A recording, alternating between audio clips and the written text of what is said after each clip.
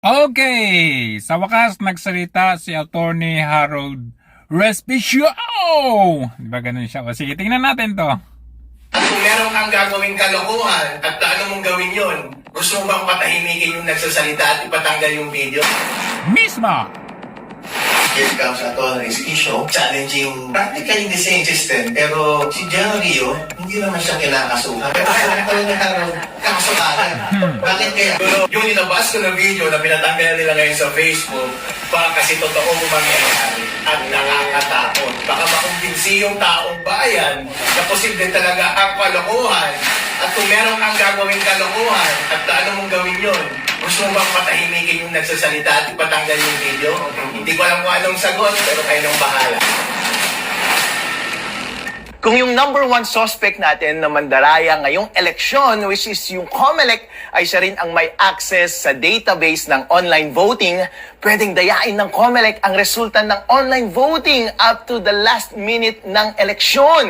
The only way na ma-secure totally ang resulta ng online voting is gayahin yung ginagawa ng mga nangungunang cryptocurrency sa buong mundo, which is lahat ng transaksyon ay cryptographically signed at rinirecord sa blockchain at yung mga database ay decentralized at distributed.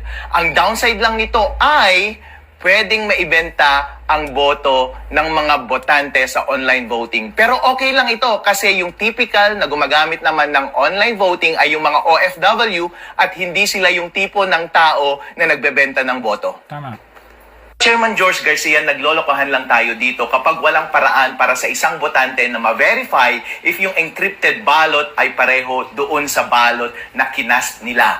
Pwede nilang makita pa rin yung mismong encrypted votes nila. Pero hindi po nila makikita yung mismong pangalan ng mga binoto nila. Ang best practice ay yung katulad sa Election Guard na open source ng Microsoft kung saan yung botante ay pwede niyang randomly i-check kung yung encrypted ballot ay pareho sa balota na fill out niya, pero dapat itong revealed na balota na ito ay dapat i-spoil para hindi maibenta ng botante yung kanyang boto.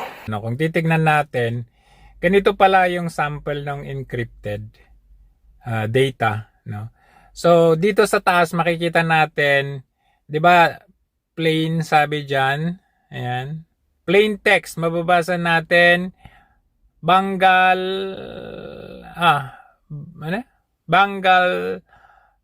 repti over percentage resumes intended to impression. So basically may nababasa tayo, naiintindihan natin. Tuloy-tuloy nga lang, walang space.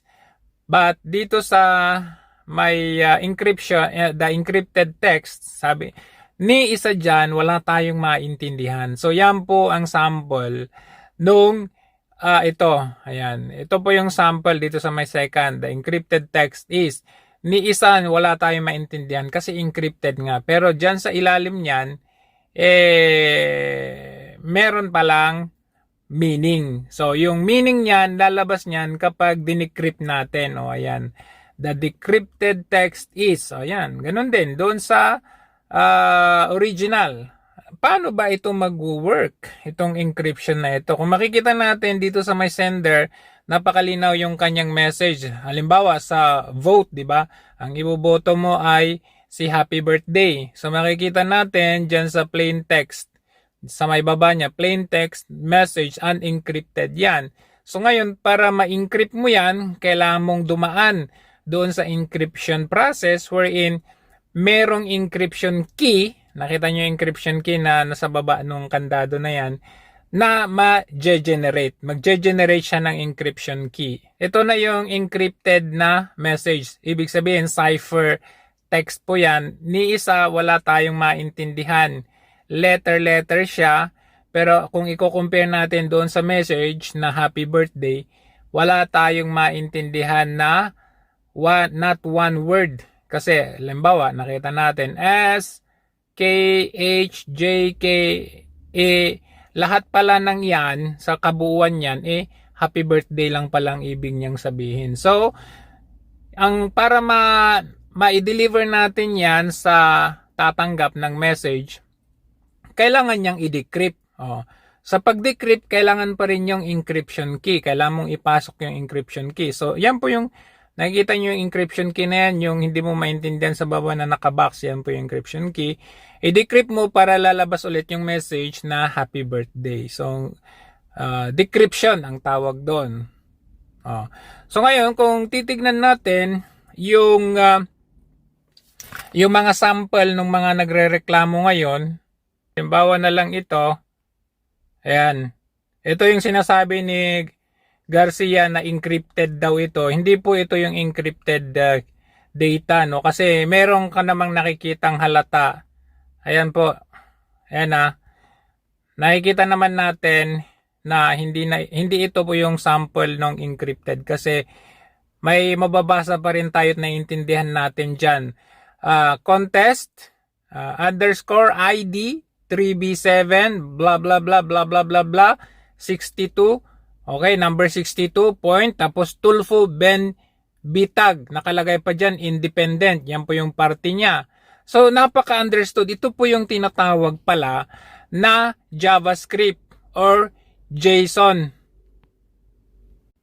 Kasi ibig sabihin, ito po yung tinatype ng mga programmer o ng mga IT para mag-generate ng isang, halimbawa, ng isang another app or another program or another data. Like halimbawa, mababasa niyo description, tapos apostrophe, null, description. So, ibig sabihin, pinoprogram nila kung ano yung lalabas.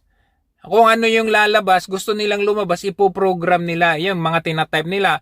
If and so, candidate, underscore, type, null, presentation, blah, blah, blah. Ito po, ibig sabihin, ito lalabas, Tulfo Ben Bitag. Pag ito yung tinype nila, if, null, explicit, result, out will be Tulfo Ben Bitag.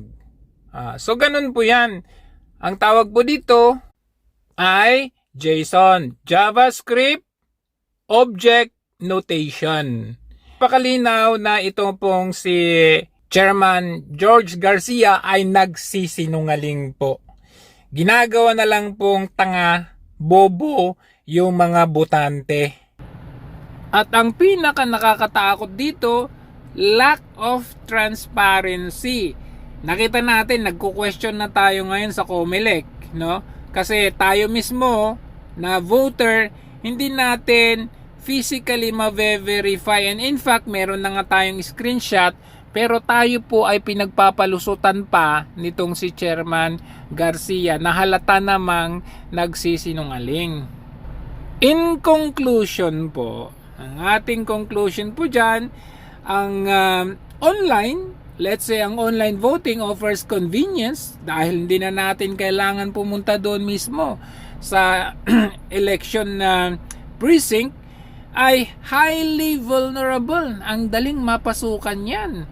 Vulnerable to cheating unless extremely with security measure are in place. Many experts argue that fully online voting should not be used for critical elections due to these risks. Kasi sa script minsan may nakalagay na pangalan ng isang kandidato, minsan ganyan, pero hindi po nangangulugan na yun ang binoto nila. Talaga pong ganun lang yun, kasi yun po yung purpose ng encryption. Grabe grabing kasinungalingan. Dalawa po kasing klase yung kumakalat na result nung after casting your vote.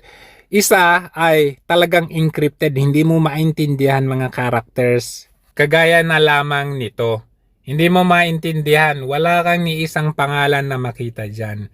Ang isang kumakalat after casting your vote ay meron kang nakikitang pangalan. Pero ayon sa kanila, hindi po ito ang kanilang ibinotong kandidato. Pero may nakikitang pangalan, ayun po